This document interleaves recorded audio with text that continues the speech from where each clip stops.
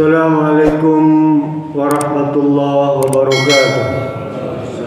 Bismillah, alhamdulillah, wassalatu ala rasulillah, wala hawla wala quwata illa billah. Hadirin yang dirahmati Allah Subhanahu wa taala. Kaum muslimin diharuskan mengimani Al-Quranul Karim sebagai salah satu rukun iman. Kita dituntut untuk mempercayainya bahwa Al-Quran itu adalah petunjuk dari Allah Subhanahu wa taala, kalamullah. Oleh karena itu, bagaimana menjadikan Al-Quran itu sebagai pedoman hidup kita? Kalau kita punya Al-Quran, dia tidak disebut sebagai orang beriman kalau cuma sekedar punya saja. Ya. Rasanya hampir semua orang kaum muslimin punya Al-Quran itu, ya.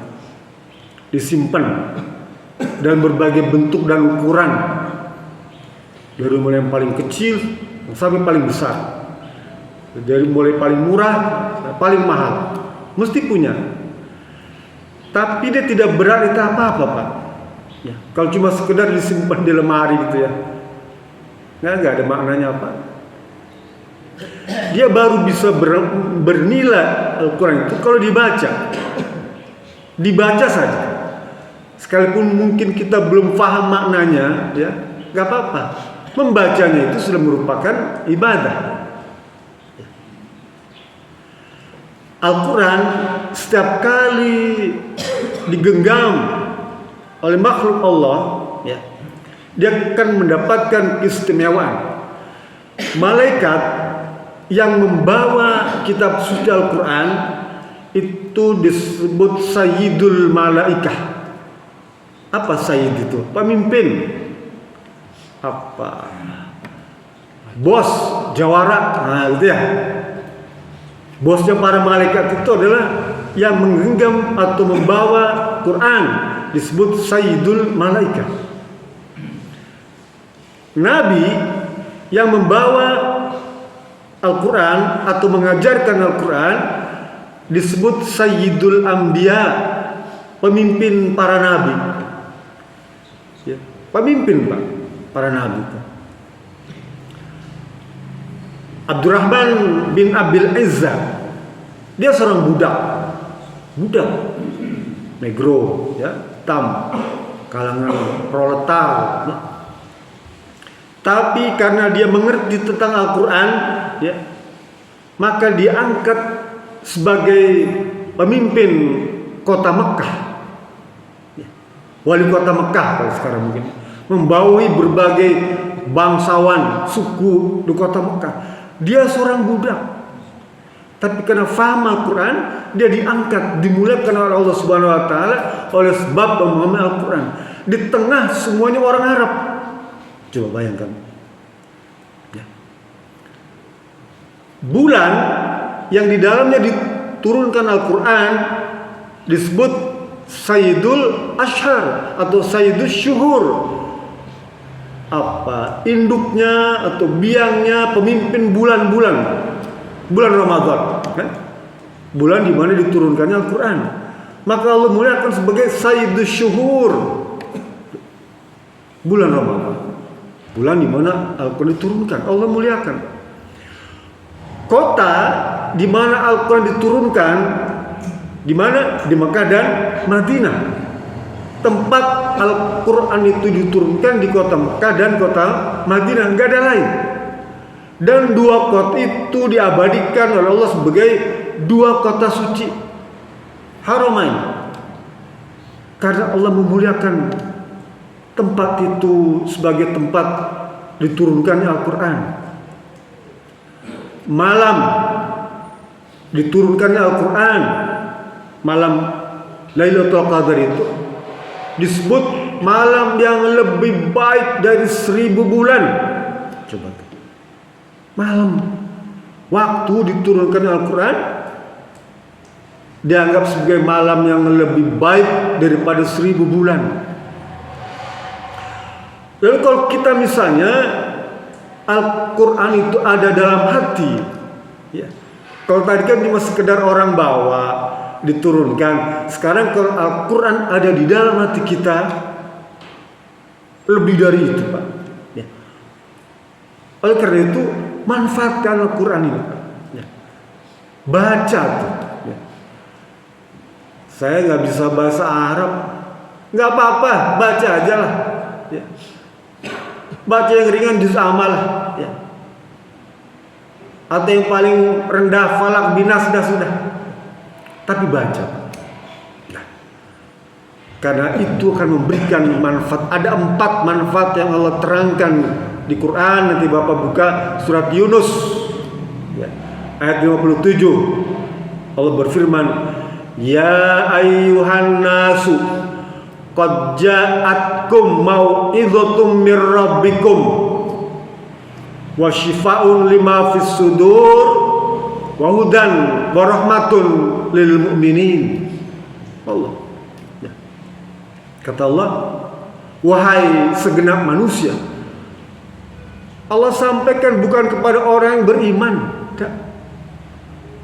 orang umum, masyarakat umum, beriman gak beriman, badung, nakal, jahat, ya, saleh, pendek atas semua manusia, laki perempuan, gede, kecil, kaya, miskin, pejabat, rakyat, Allah sebut semua.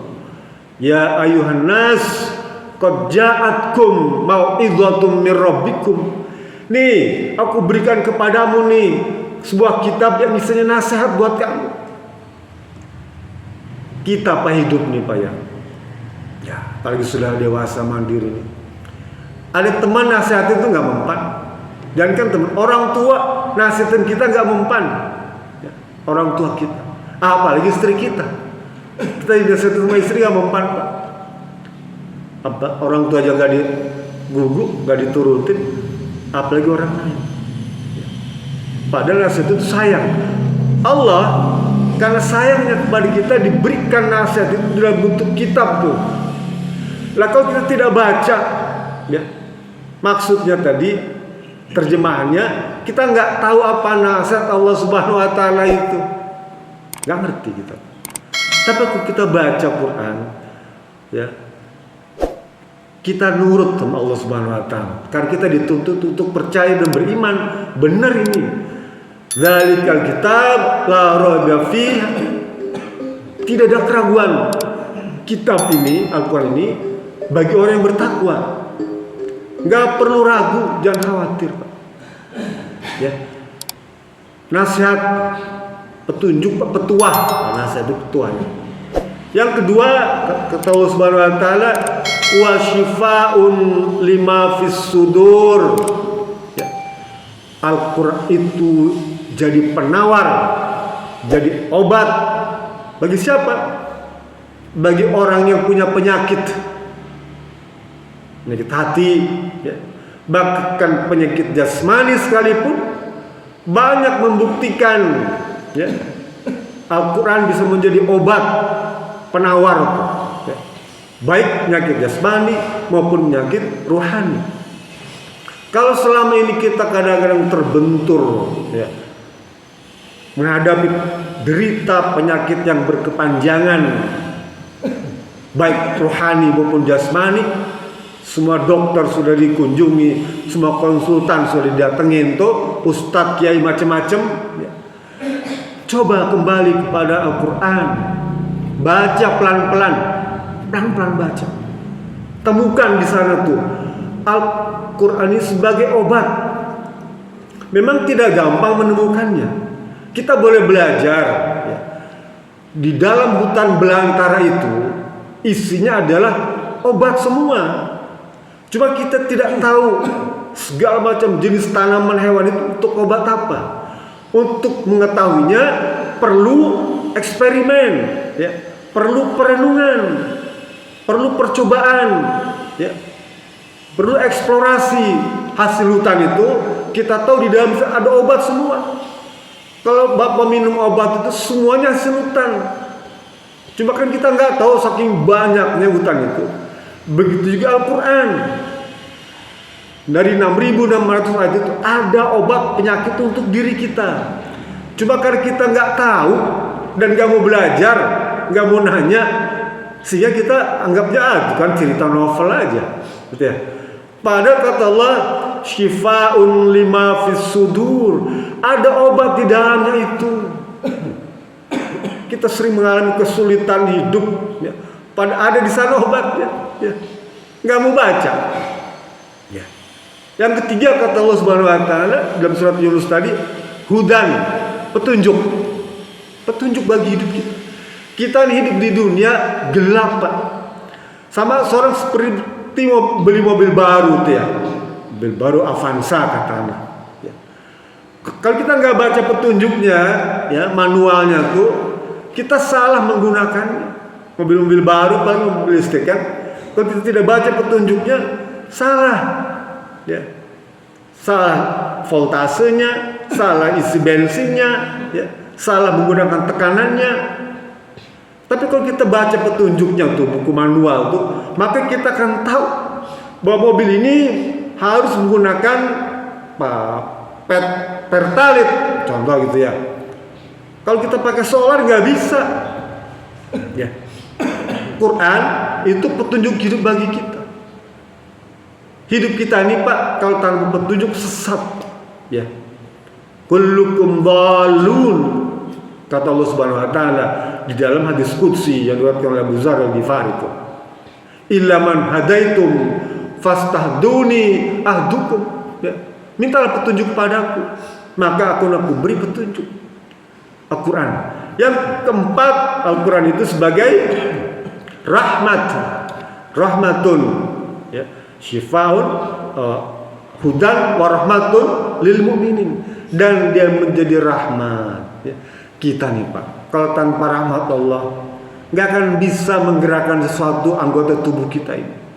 Jangankan ngomong kedipan mata saja nih Pak, kalau tanpa rahmat Allah nggak akan bisa.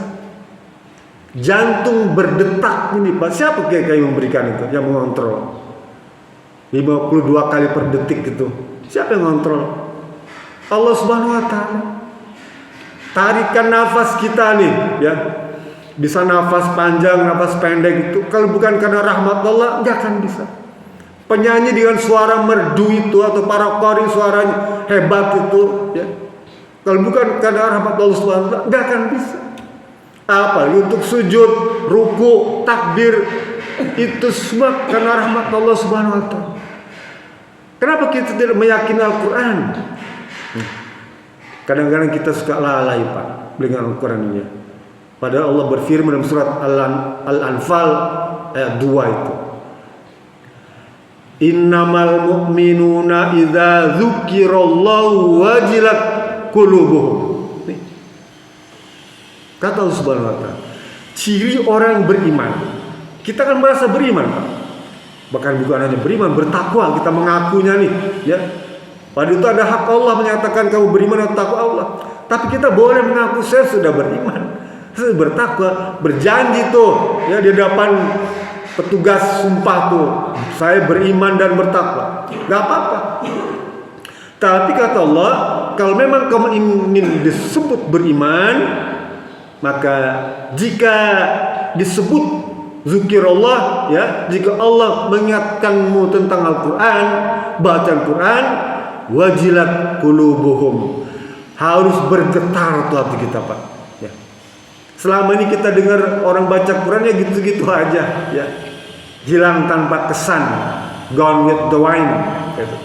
Nggak ada maknanya. Orang beriman dia harus bergetar kalbunya kalau mendengar orang baca Quran itu, ya, wajilat qulubuhum, hatinya bergetar, gemetar mendengar orang baca Quran. Seperti Sayyidina Ali Karmalja, dia dengar orang baca Quran, dia keringat dingin Pak, ya, gemetar. Sama seperti Nabi Muhammad SAW ketika pertama kali mendapatkan wahyu Al-Quran, panas dingin, gemetar, ya, saking ngerinya gitu ya, merinding. Sampai pulang ke rumah tuh zammiluni kepada istrinya tuh, ya Khadijah, selimuti aku, selimuti. Kenapa? Baru saya terima Al-Quran. Lah orang beriman mungkin tidak seperti Nabi gitu ya. Kita mungkin asal bergetar saja dengar orang baca Quran itu ya. Lalu kata Allah Subhanahu wa taala, "Wa idza tuliyat 'alaihim ayatu zadathum imana." Kalau disampaikan dibaca Quran kepadanya, maka bertambahlah keimanannya. Bertambah keimanan. Nih, Pak. Tambah keimanan itu dengan apa? Dengan mendengarkan Al-Quran. Apalagi kalau kita bacanya. Maka orang beriman yang baca Quran itu seperti buah jeruk, ya. Orang beriman baca Quran seperti buah jeruk. Rasanya manis, baunya harum. Tapi kalau orang beriman enggak baca Quran, dia seperti buah korma. Kata siapa? Kata Nabi. Ya. Rasanya enak tapi nggak harum. Korma kan rasanya manis ya, tapi nggak ada harum. Ya. Orang beriman jarang baca Quran, dia seperti buah korma. Orang nakal baca Quran, ya, dia seperti bunga kembang, ya, harum tapi nggak enak, ya, pahit rasanya. Orang nakal nggak pernah baca Quran, itu seperti buah hanzalah, ya. Nggak ada wanginya, rasanya pahit. Nah, kita pilih ingin menjadi seperti buah jeruk yang rasanya enak dan harum wanginya. Mudah-mudahan ini menjadi sebuah pelajaran bagi kita dan kita bisa tertarik untuk bukan hanya sekedar baca Quran tapi mempelajarinya. Kata Rasulullah, hadis riwayat Ibnu Mas'ud, khairun nas man ta'allamal Quran wa 'allama. Sebaik-baik orang itu yang mempelajari Al-Quran dan mengamalkannya. Itu saja. Semoga ada guna dan manfaatnya. Billahi bisabilillah. Assalamualaikum warahmatullahi wabarakatuh.